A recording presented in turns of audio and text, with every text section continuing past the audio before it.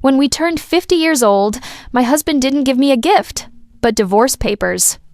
He said in front of all of our guests, 25 years is long enough. Now I want someone young, and you have to leave the place by tomorrow.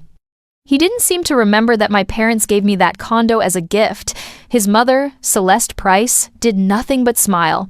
I got up, took the mic, and said something that made him unable to speak. It was that night when Naomi Sterling woke up to sounds coming from behind her bedroom door. At 3 a.m., her husband, Darren Price, was on the phone with his mother again. He had a strangely excited sound in his voice. Naomi lay still in the dark and heard bits and pieces of the discussion. "We have to do this right," Darren said in a strong voice. "She won't suspect a thing," his mother told him. "Of course not, son." Naomi tense up. What did they plan behind closed doors? Why now? It was only a few weeks before their big date. When Darren walked back into the room, the wooden floor made a noise. She quickly closed her eyes and pretended to be asleep. He carefully got into bed, but she could tell his body was stiff and uneasy. Things felt strange in the morning. Darren was showing too much love. "Naomi, my love," he told her as he kissed her face. He smelled like high-end cologne. "Let's pick the restaurant today for our anniversary. I want everything to go well." "Great." Naomi gave a strange look. Darren had never been so excited about a family gathering in their 25 years of marriage. She always put things in order, but he only found fault. "Fine," she replied carefully, watching him rush off to work. His cell phone was on the nightstand. The screen lit up with a notification. "Call S at 11 a.m. "Who's the S you have in your contacts?" Darren spun around abruptly. For a second, Naomi saw panic flash in his eyes, but he quickly calmed himself. "Ah, Sanchez, a colleague from Seattle, just consulting him on a work issue." A lie. Naomi knew her husband like the back of her hand. When he lied, his left eye always twitched just as it was doing now. "I see," she replied with a smile. But deep inside, her chest tightened. Once he left, Naomi stood by the window, gazing at the gray October sky over Georgetown. 25 years, a quarter century they met in college. She was a brilliant accounting student. He was an up-and-coming manager. They married for love, dreaming of children and a big family, but children never came. Doctors found nothing wrong, but the miracle never happened. Darren took it hard, especially when his mother, Celeste, started making passive-aggressive comments about grandchildren. In time, they accepted being childless and focused on the positives. More time for themselves, for travel, and for career advancement. But something vital had shifted between them. A knock on the door pulled her from her thoughts. Standing there was Celeste Price, her mother-in-law, with her usual frigid smile. "Naomi, dear," she said, entering the condo without waiting for an invitation. "How are you? Are you preparing for the party?" Celeste always treated Naomi with exaggerated courtesy, but maintained a great distance. In 25 years of marriage, she never once called Naomi her daughter. "Slowly but surely," Naomi replied, leading her to the living room. "Darren wants to celebrate at a restaurant." "Very good," Celeste responded brightly, "a respectable venue with guests. Doing everything at home just doesn't show how important the date is." She began looking around the living room as if evaluating it. Naomi knew that look. It always made her feel, without a single word being spoken, that Celeste's suburban mansion was larger and better decorated. "By the way, Naomi dear," Celeste said, settling into an armchair, "I've been thinking about the future.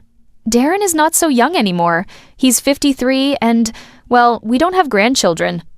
Don't you think it would be a good idea to write a will for the grandkids just in case?" Naomi felt a chill.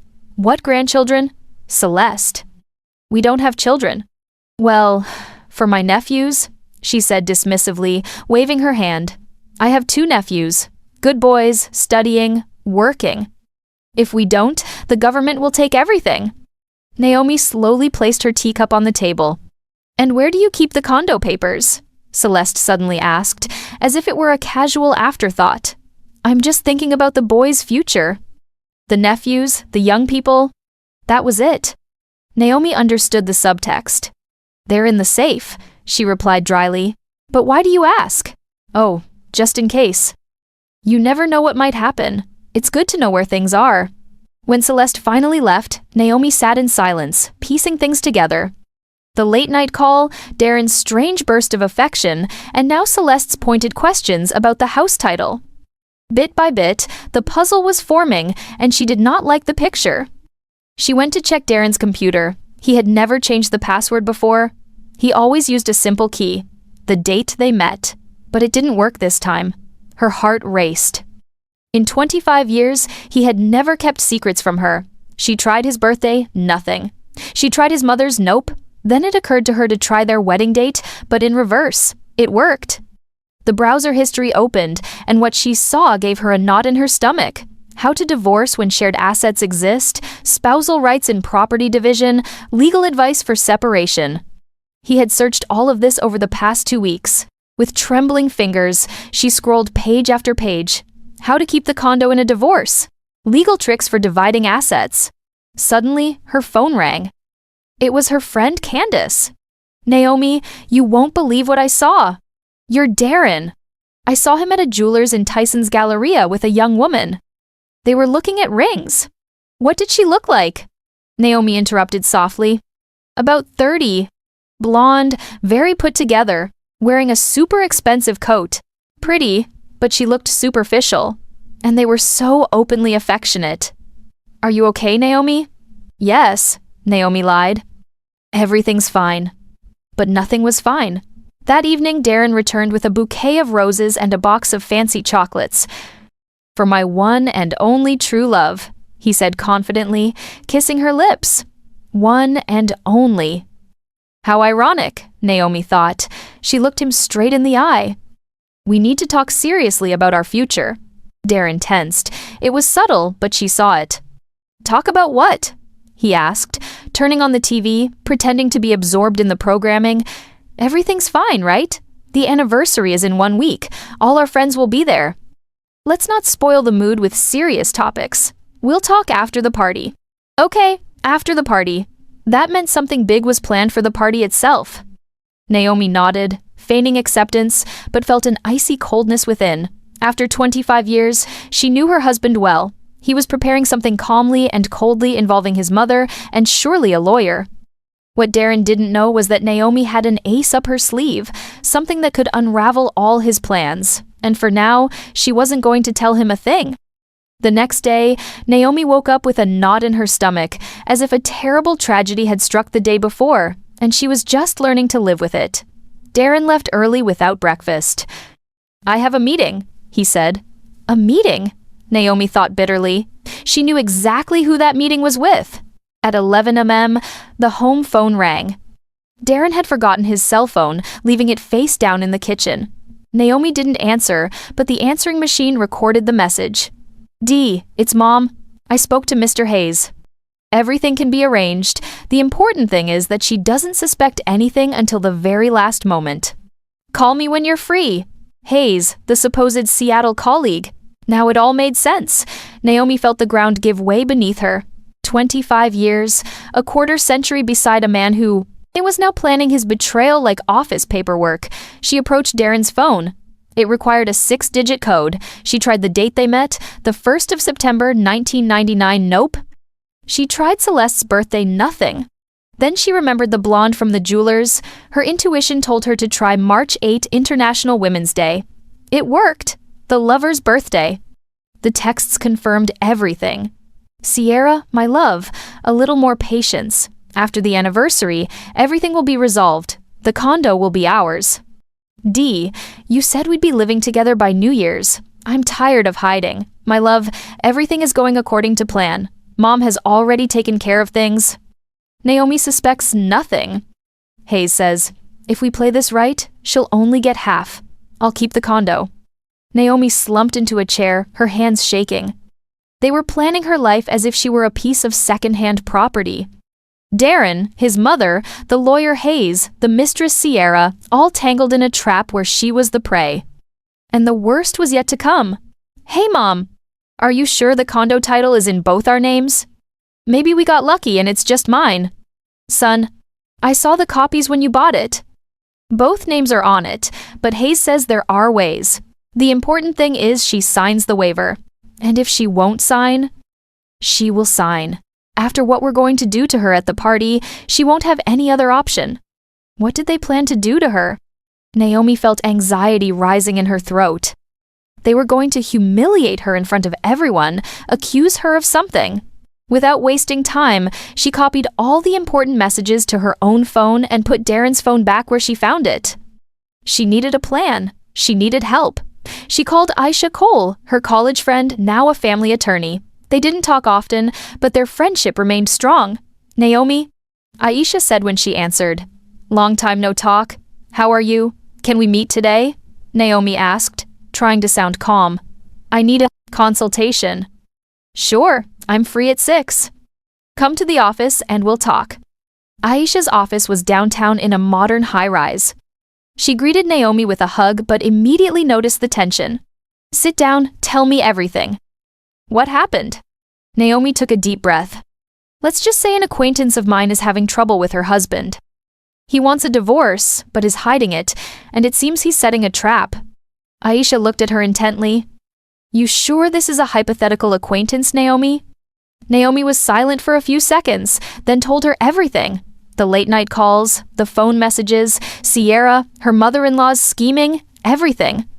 Aisha listened occasionally, asking for clarification. I understand, she said finally. This is serious, but you're not lost. The good news is, you reacted in time. Tell me about the house. When did you buy it? Whose name is on the title? We put both names on it in 2005. Equal shares. Are you formally employed? Yes, I'm the controller at Alliance Development Group. I've been there for 15 years, and the weekend cabin is also in both names, but it's not worth much. The condo is the main asset. Aisha jotted down notes. Naomi, they can't do anything to you if you keep a clear head. In a divorce, everyone receives what is legally theirs. No one can force you to waive your share.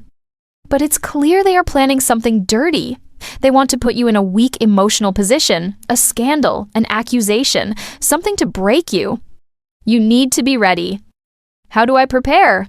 Gather evidence. Take photos of the messages. Record conversations if you can.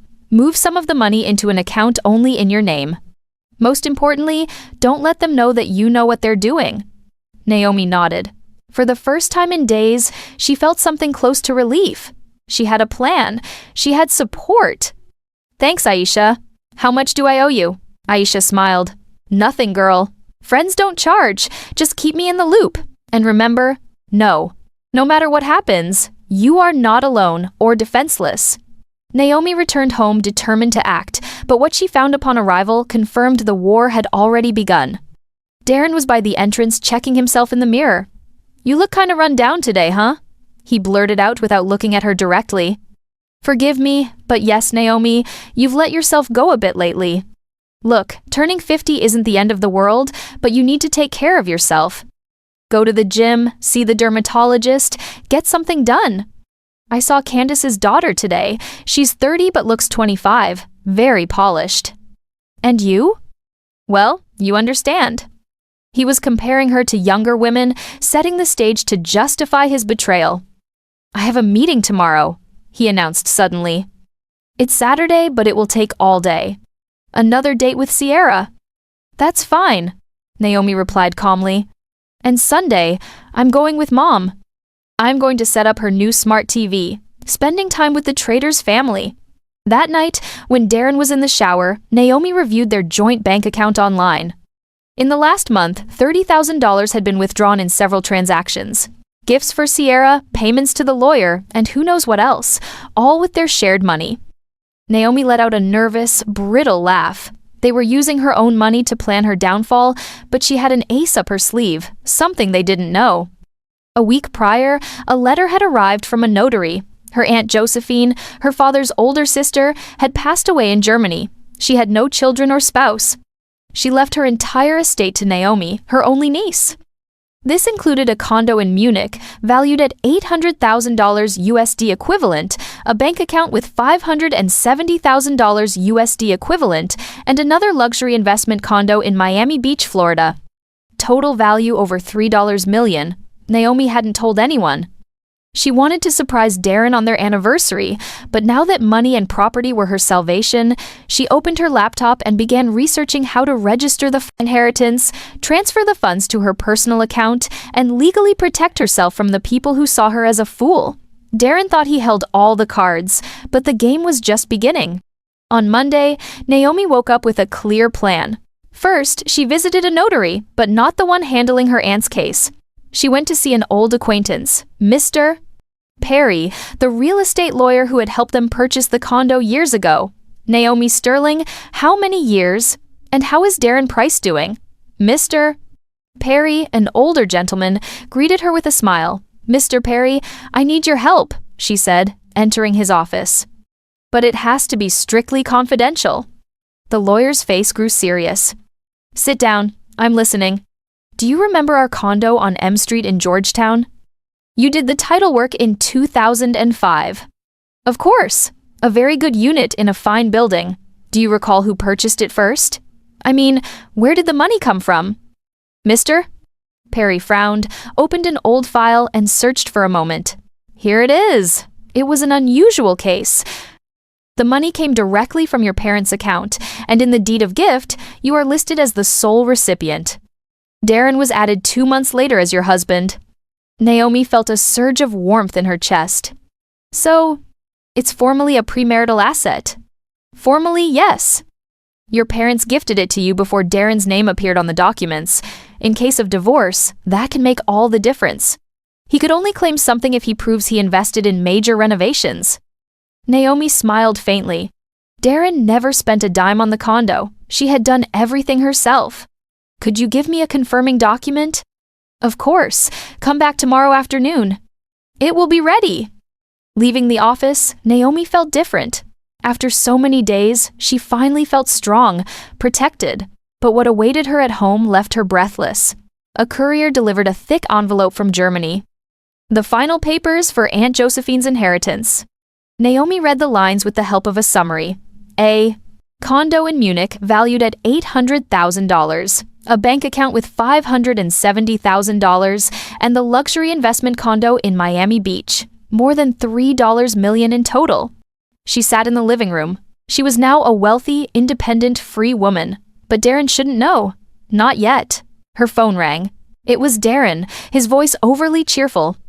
Naomi, my love, I was thinking, what if we really celebrate our anniversary? Colleagues, friends, everyone. Why such a big deal, Dee? Why? It's 25 years, a silver anniversary. I want everyone to see what a perfect family we have. I already reserved the ballroom at the Watergate Hotel for 100 people. 100 people for her public humiliation. Isn't that expensive, Darren? We're supposed to be saving. Don't worry about it, he interrupted. The money is there. The important thing is the impression. We'll invite my boss, yours. Everyone needs to see how happy we are. What a cynical lie. Fine, Naomi said calmly. Whatever you say. Perfect. I have a meeting with some partners. We'll talk tonight. Partners? Naomi knew what that meant. In the afternoon, Celeste Price arrived with a gift. Naomi, dear, she said in a sugary voice, handing her an envelope, this is from me to you. It was a consultation with an excellent family lawyer. Just in case, you never know. Naomi opened the envelope. A business card, Hayes & Associates, divorce and property law, with a note, free consultation anytime. The audacity. They were giving her a consultation with the very lawyer who was planning her betrayal. Thank you, Naomi said dryly. Very thoughtful. I worry about you, daughter. Daughter. For the first time in 25 years, her mother-in-law called her that just before stabbing her in the back. After Celeste left, Naomi began to clean. In one of Darren's jackets, she found a crumpled card. Mr. Hayes, family law, divorce, asset division, alimony, the same lawyer, the same plan. Darren came home late that night, cheerful and smelling of expensive perfume. He hugged Naomi. Everything is ready. Restaurant menu. Guests. It will be unforgettable. Naomi looked at him coldly. He was right. It was going to be unforgettable, just not the way he imagined. Dee, what cologne are you wearing? That's not yours. He hesitated. I got on the elevator with the neighbor. She wears a very strong perfume, and it clung to my jacket. One lie after another. By the way, he said, walking toward the window. At the anniversary, I'm going to give a special speech about our life and our future plans. What plans? You'll see. It's a surprise. A surprise. Naomi felt a chill. She couldn't sleep that night. Around 2 a.m., she heard a murmur. Darren was on the phone in the hallway. She got up quietly and pressed her ear to the bedroom door. Mom, everything is perfect. The restaurant is booked. Guests are confirmed. After the toast, it will all just happen. Are you sure she doesn't suspect anything? How would she suspect? She's naive like a child. She's always trusted me, and she still does. And if she doesn't want to sign the papers, she will sign. After what I tell her in front of everyone, she'll have no other option. Everyone will see what she's really like, you know. D, don't you think it would be better to do it privately at home without a scene? No, Mom, it has to be in front of everyone. That way, she won't be able to make a scene or demand explanations. She'll go straight home, and Hayes will be waiting for her there with the papers. Quick, clean, and no drama. And Sierra already knows. Of course, she's even coming to the anniversary. I want her to meet my colleagues. I'm going to introduce her as my new assistant. You're cruel. It's not cruelty, Mom. It's being practical. 25 years was enough. I deserve to be happy too, even if it's at her expense. Naomi went back to bed but couldn't sleep. So Sierra was going to be at the party too. She was going to witness the humiliation of her rival and then take her place in the home. That's what they thought. In the morning, Naomi went to the bank. She opened a personal account and transferred half of the money from the joint savings. If Darren wanted to continue spending on his mistress, he would do it with his half. Then, she went to the lawyer for the document confirming that the condo was hers from before the marriage. Next, she went to work. Mr. Boudreau, she said to her boss, entering his office. Can I speak with you? Of course, Naomi Sterling, is everything all right? Everything is fine for now. I just wanted to warn you that I will soon be entering a difficult personal phase. Divorce? He asked, frowning. Seriously? I thought you two were solid. You even invited me to your anniversary. That's exactly why I want to warn you. If things go wrong, I hope I can count on your support. My work won't be affected. You are the best controller we've had in 15 years. Whatever happens, your job is safe. That night, while Darren was at another meeting, Naomi took out the inheritance documents. She needed a clear, well-thought-out plan. The Miami Beach condo was empty.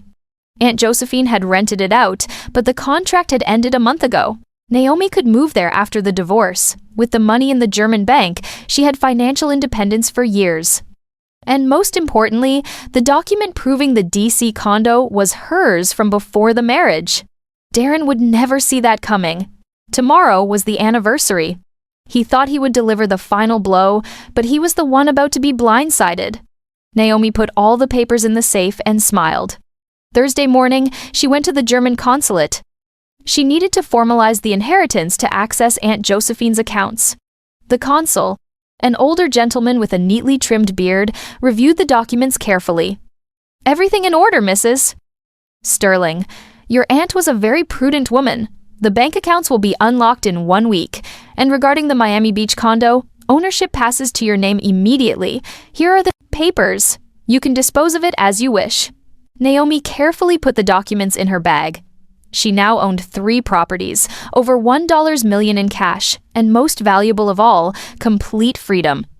That same day, she opened another account in euros to prepare for the international transfer. The bank advisor, a young woman, looked at the numbers in the papers with wide eyes. Wow, you did very well with the inheritance, didn't you? Yes, Naomi smiled. My aunt was an incredible woman. Leaving the bank, she felt a weight lift from her. For the first time in years, she felt truly free and independent. She no longer cared what Darren planned. That was no longer her problem. But the surprise waiting for her outside the Watergate Hotel was a sharp blow. She had gone to check on the anniversary party arrangements, and right by the entrance, a young blonde woman in an expensive coat was talking on the phone. "Dee, my love, it's incredible," Sierra was saying in a sickly sweet voice. "The ballroom is huge. The decor is divine." You promised we'd live in a huge condo soon, and I can already imagine hosting parties there. It was Sierra, her husband's mistress. She was only a few feet away, talking excitedly about the life she would have with him. Naomi stood still, watching her. There was no doubt she was pretty, about 30, great figure, well-kept hair, perfect nails, but her eyes were empty, cold, and calculating.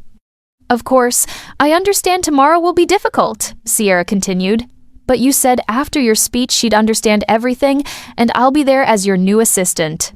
Romantic, right? Publicly humiliating your wife is romantic. Naomi walked closer. Excuse me, do you know where the manager is? Sierra turned, looked Naomi up and down with disdain. No idea, she replied coldly. I don't work here. She returned to her phone. Dee, there's some lady asking me questions here.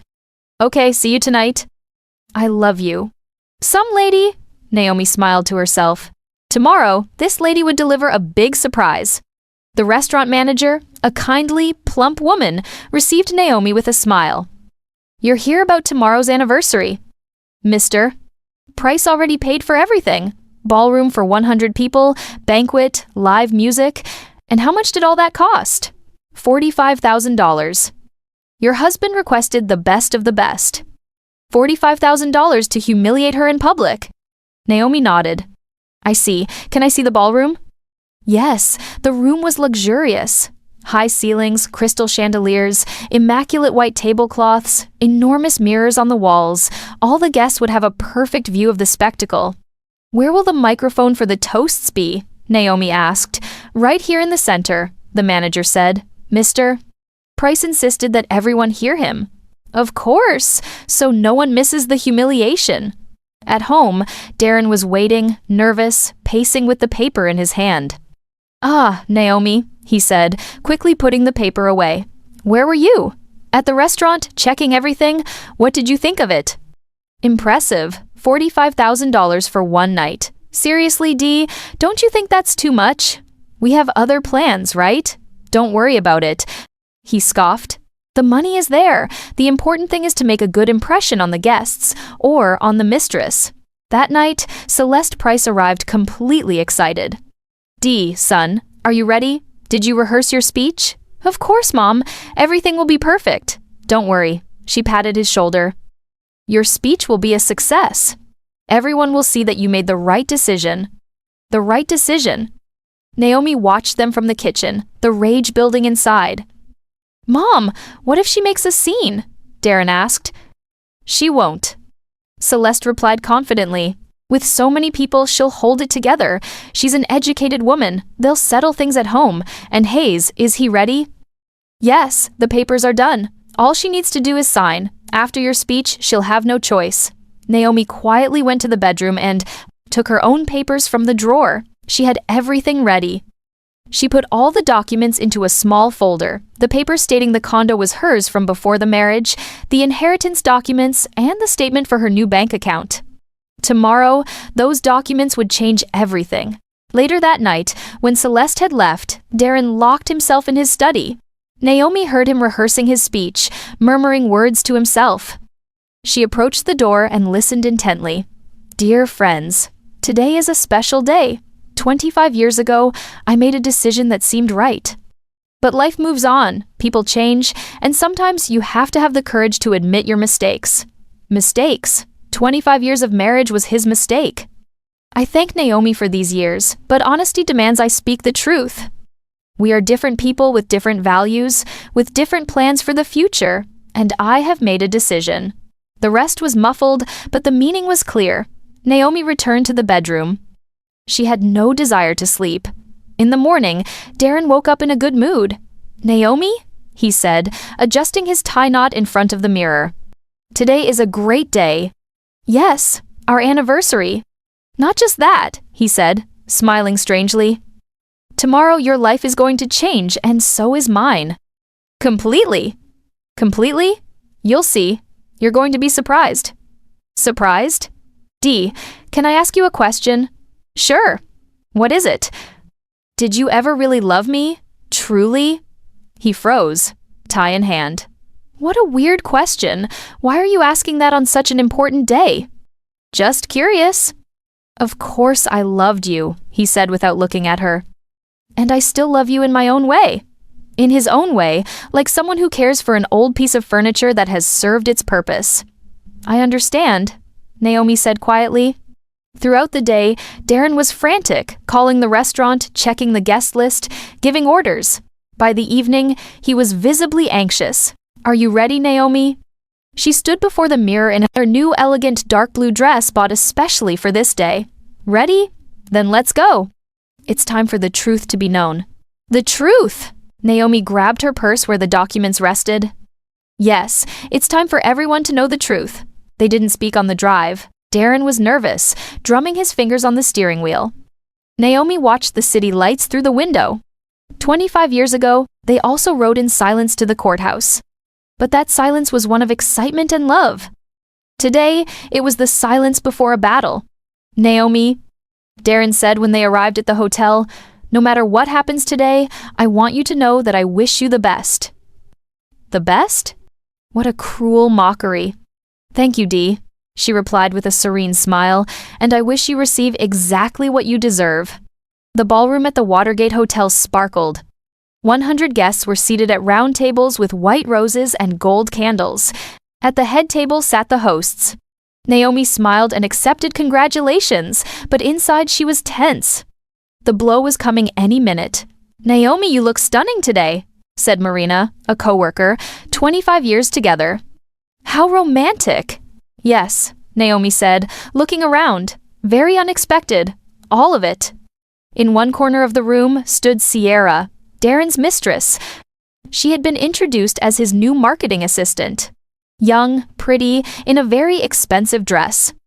She chatted calmly with some colleagues, as if nothing were amiss. Darren Price, congratulations on your anniversary, said Mr. Michael Boudreau, the CEO of Darren's company. Rarely does one see such solid couples. Thank you, Mr. Boudreau, Darren replied, shaking his hand. Today is a special day. I even prepared a very special speech. A speech? Naomi's throat went dry. Celeste Price went from table to table, receiving compliments for her good son and the ideal wife he had. Her eyes glowed with satisfaction. She knew what was about to happen. At a small table in the back, a man in his 50s in a dark suit sat very seriously. Naomi didn't know him, but she recognized his picture. Mr. Hayes, the lawyer. He was there in case a signature was needed. Dear guests. The voice of the master of ceremony sounded over the microphone. May I ask for your attention? Darren would like to say a few words in honor of his wife. A silence fell. Everyone turned toward the main table. Darren stood up, took the microphone, and smiled broadly. Friends, thank you for being here on this important day. 25 years is no small thing. It's a quarter century alongside one person. The guests nodded, raising their glasses. I've thought a lot about our life together, Darren continued. About what united us, what made us happy, and what didn't so much. Naomi tensed. It's starting, she thought.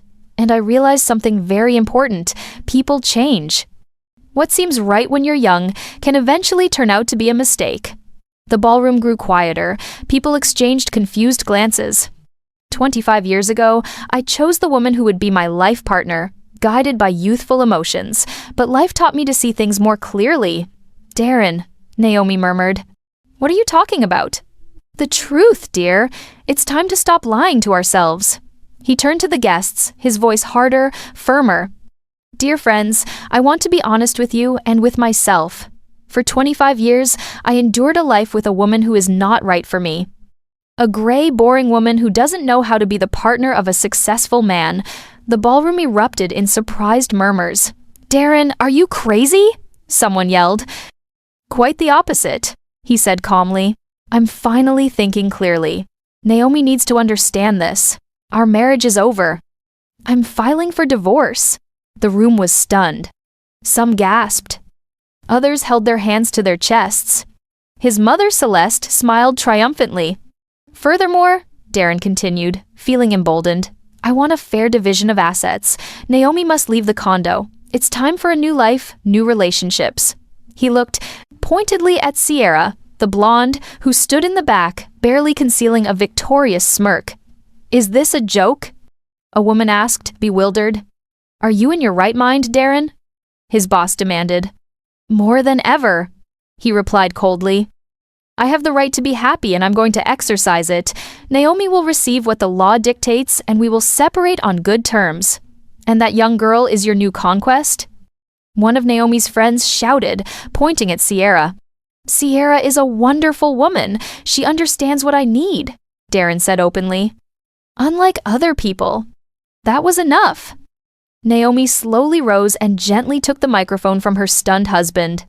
"Thank you, Darren," she said in a quiet, almost sweet voice. Very honest. The room fell silent. Everyone expected tears, drama for her to run out. "You know, dear friends," Naomi continued, "Darren is right about one thing. Enough of the lies, and I want to speak the truth too." Darren frowned. This was not in his script. "The truth is, I knew about this whole charade for 3 weeks. I knew about Sierra, about the lawyer Hayes, who's right over there in the corner, and about your plans to make me waive my rights to the condo. Mr. Hayes turned pale and tried to slip out unnoticed, but annoyed guests blocked his path. "Naomi, what are you talking about?" Darren tried to interrupt. "That your plan fell apart, darling. You see," she said, pulling a folder from her purse. "You made a tiny mistake. Our condo is not a shared asset. It was a gift from my parents in my name before the marriage. I have the document from the real estate lawyer." Darren took a step back. "That can't be. And what's more," Naomi continued, 3 weeks ago, I received an inheritance from my Aunt Josephine in Germany, a condo in Munich, another luxury condo in Miami Beach, and over $1 million in cash." The silence in the room was absolute. "So D, what property division are you talking about? You'll get half of the cabin and half of setting your car. Everything else is mine." Sierra, against the wall, turned paper white. "And now the fun part," Naomi said with a smile. "Do you know how much your successful man spent on this little play to publicly humiliate his wife? $45,000 of our joint savings?" The guests began to murmur in outrage. "But I'm not spiteful," Naomi continued. "Darren, you are free. Take your wonderful woman, as you called her, and live wherever you like, just not in my condo." "Wait," Darren whispered. "We can talk about this."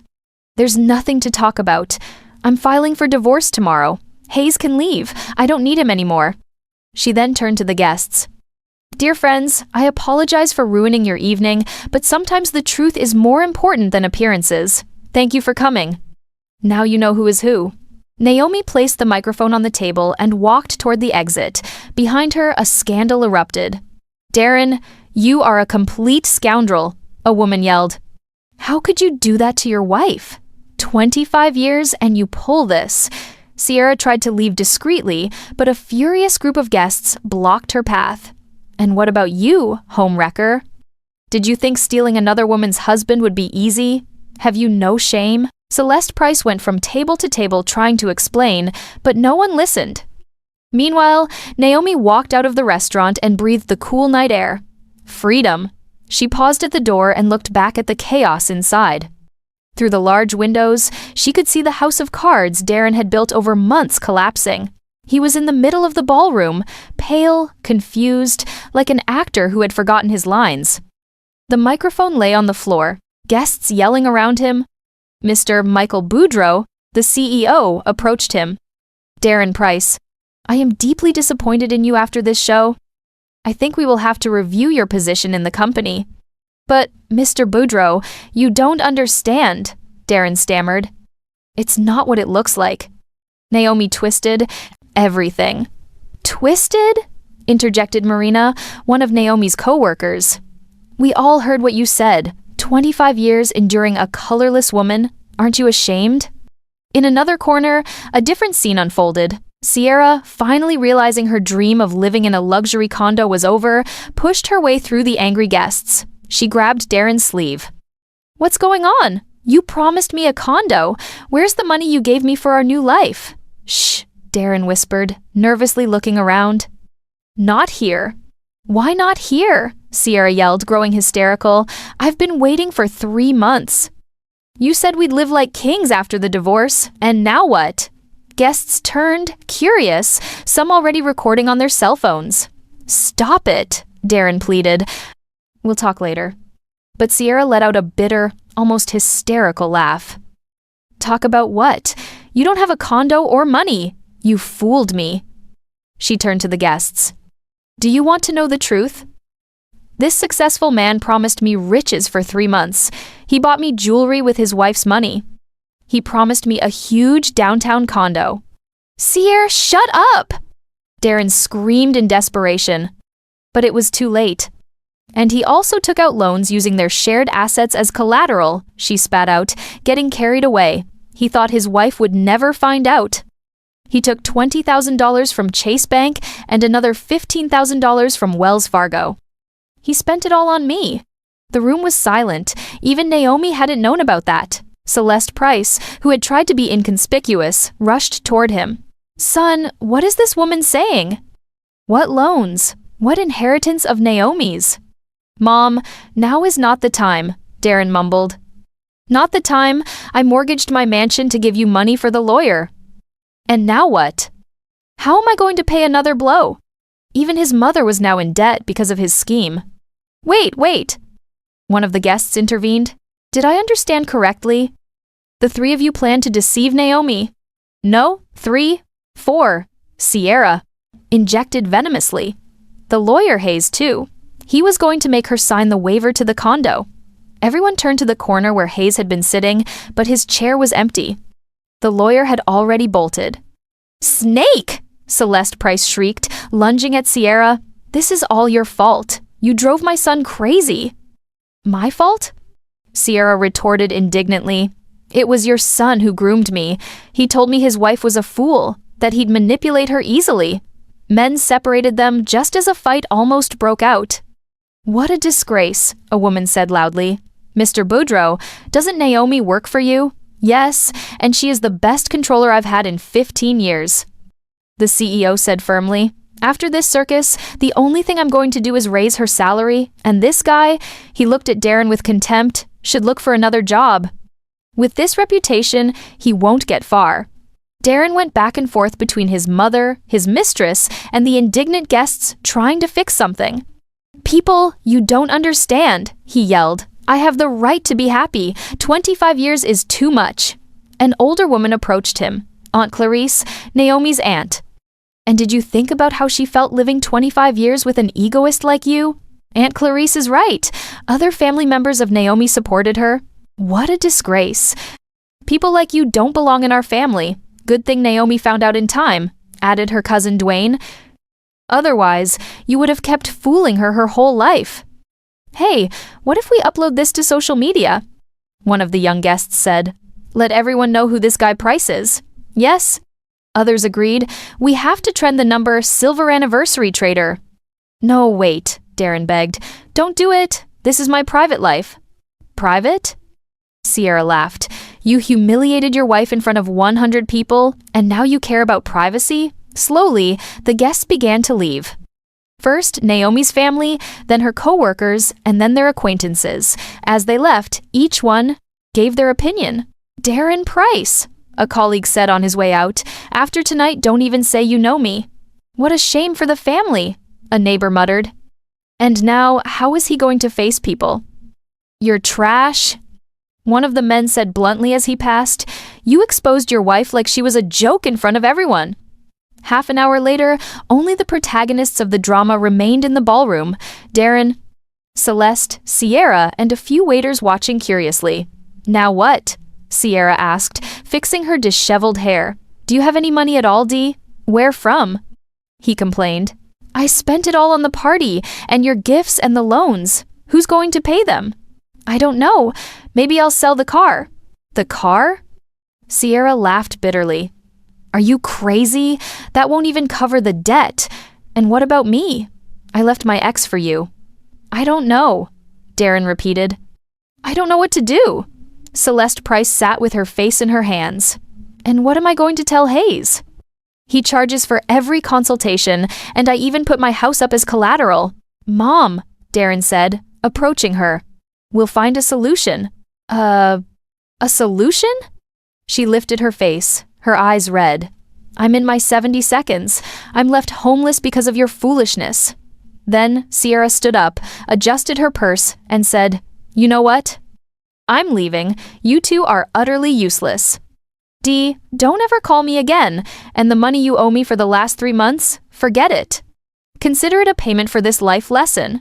She paused at the door and turned. Your wife is one badass woman. It's a shame I only met the real her today. Those are the women who deserve respect. She left, the sound of her heels echoing sharply. Darren and his mother were left alone in the ballroom amidst half-eaten plates and spilled glasses. D, Celeste said softly, What if it's not too late? What if we go see Naomi and ask for forgiveness? Darren shook his head. It's too late, Mom. You saw her face. She will never forgive us. Then what are we going to do? I don't know, he repeated for the 3rd time. I swear I don't know. Meanwhile, Naomi was in a taxi back to the condo, watching the city lights.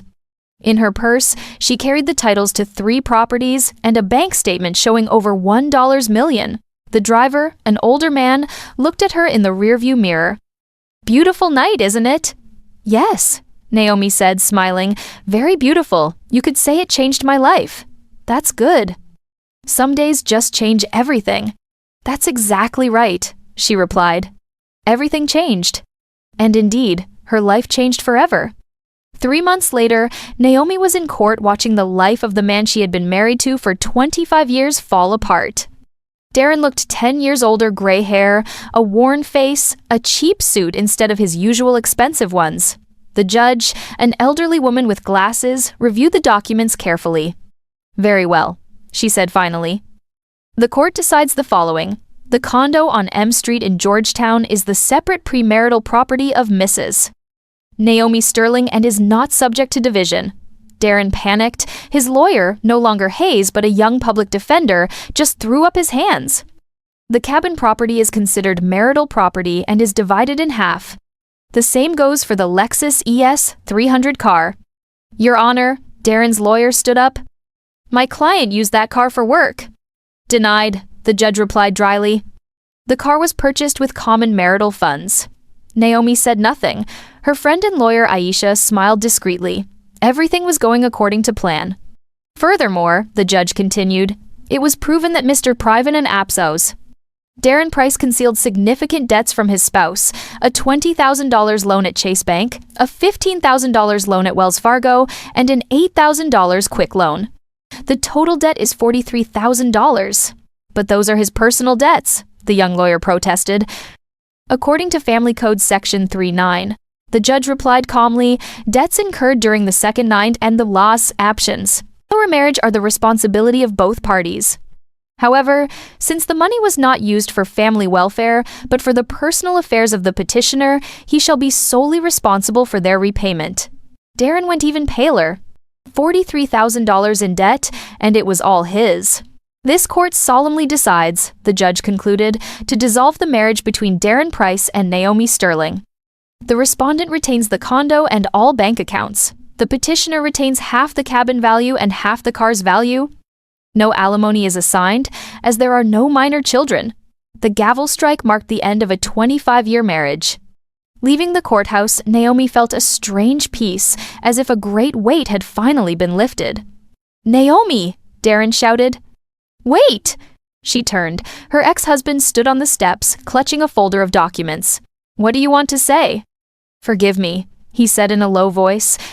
I was a selfish fool. You didn't deserve what I did to you. Naomi looked at him closely.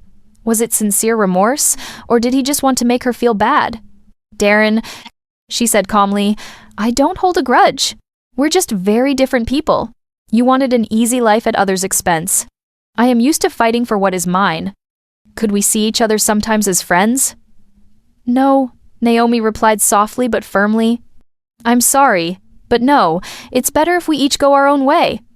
She turned and walked toward her car, a new, elegant Audi she had bought with part of the German inheritance. Life continued, and everyone got what they deserved. A month after the divorce, Darren lost his job. The video of the anniversary party went viral on social media, and his company's CEO no longer wanted to deal with the scandal. Darren Price. His boss told him on that last day, "I can't have someone on my team who made such a public spectacle. But I'm a good professional." Maybe so. But your reputation is in the gutter. I'm sorry. Finding a job was difficult. Everyone recognized him. The video even had the number Sanvareri Trader trending. Nobody wanted to hire a man like that. He ended up working as a taxi driver with his old Toyota Camry, which he had to buy back from Naomi for half its value, $15,000. He now lived with his mother in her small, one-bedroom apartment on the outskirts of the city. Celeste had to sell her downtown mansion to pay the debts and buy something smaller and cheaper. "Don't you wish you had listened to me? Never gotten involved with that, Sierra?" She would say to him at night, looking at the cracked walls. "It's too late, Mom." Darren would reply, counting his day's earnings. Too late for regrets. And Sierra, she was more than fine. 2 months after the scandal, she married a 50-year-old entrepreneur who owned a chain of restaurants. He was wealthy, though not very smart. He believed her whole story about a toxic relationship with a married man.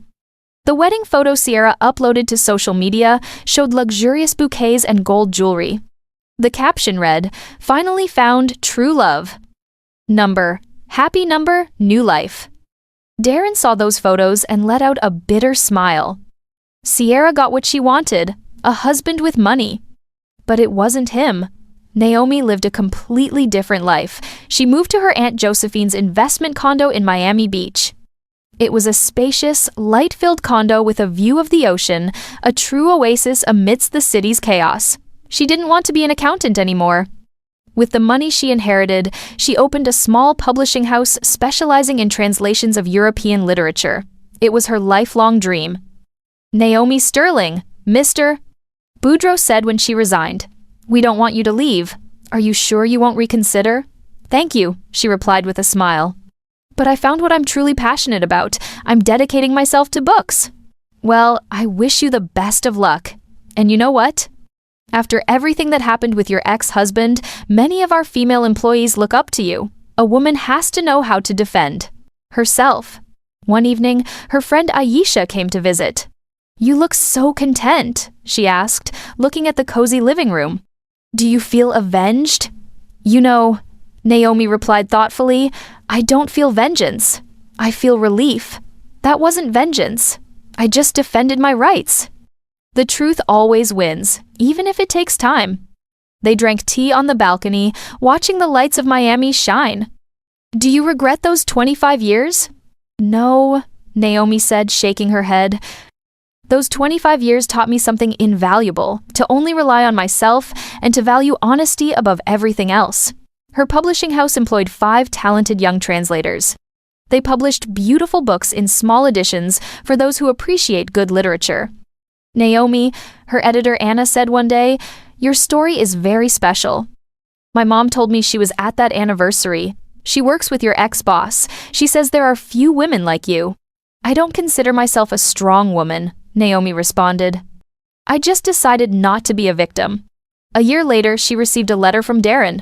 "Naomi, I don't know if you'll read this. I just want to say that I understand. You were the best thing that ever happened to me. I lost you because I was foolish and greedy. I don't ask for forgiveness.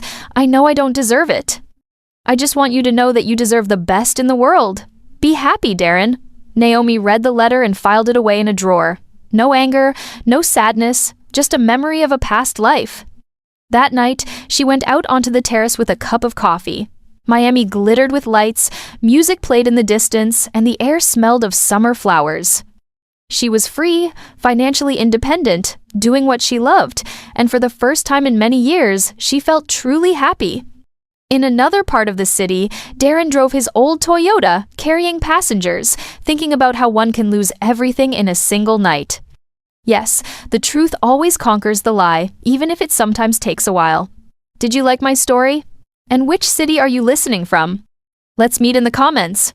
If you like this story, you can support me by sending a super thanks so I can keep bringing more stories like this. Thank you so much for your sweet support. I'm looking forward to your comments on the story. On the screen, you can see 2 new life stories that I highly recommend. There's so much more on my channel. Don't forget to subscribe. See you in the next life story. with love and respect.